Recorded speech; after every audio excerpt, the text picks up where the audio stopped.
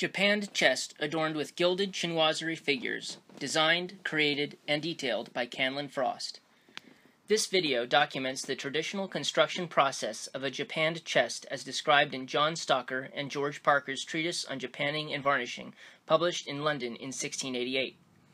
Japanning refers to English copies of Japanese furniture that first became popular in the late 17th century to fuel demand for Oriental furniture. Through these works, the Orient was imagined to be a place of peace, tranquility, and great beauty, and a growing fascination with art from the Far East fueled Western material desires. The casework or base of this piece of furniture is cut to size with hand saws once the board is measured and marked out. Using specialized hand planes, I prepare the sides to be joined together and the bottom of the chest to fit. Once the case is glued together, the chest lid and the base frame are constructed and the feet are turned on the lathe. At this point, the main body of the chest is assembled and ready for the japanning process.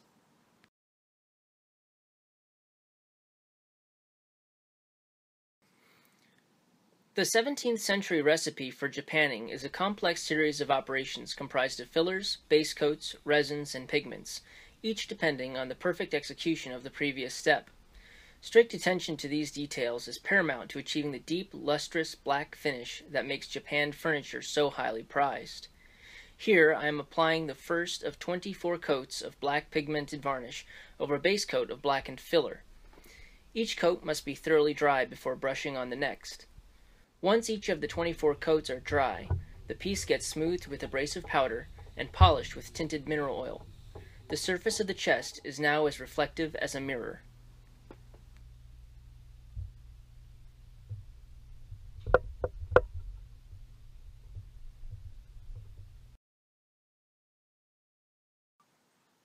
The exquisite black surface of japanned furniture serves as the canvas for the painted figures in botanical scenes.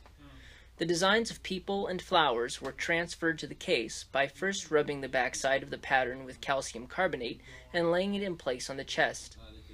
The lines were then traced over with a pencil, leaving a white imprint on the black surface. These patterns were copied from an 18th century book on Chinese architecture.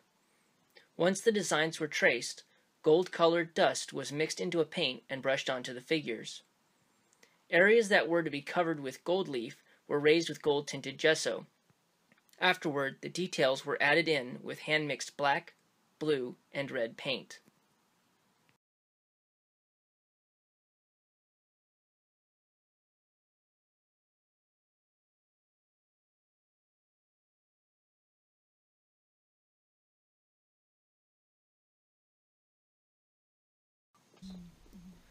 Finally, the genuine 23-karat gold leaf was laid over an oil size and applied to many elements of the japanned chest, such as figures, birds, and trees, as well as the molding and hardware. With the japanned chest now completely adorned with gilded designs and hardware, it shimmers and glistens as light dances off of every surface. The chinoiserie characters seem to come to life in their colorful, billowing robes as the flowers and birds play in the golden sunshine. Though there are examples of japanned furniture in museums and private collections around the world, those of the best quality are rare and highly prized, for good reason. This chest is a result of over 250 hours of work, beyond the many hours of academic and artistic research.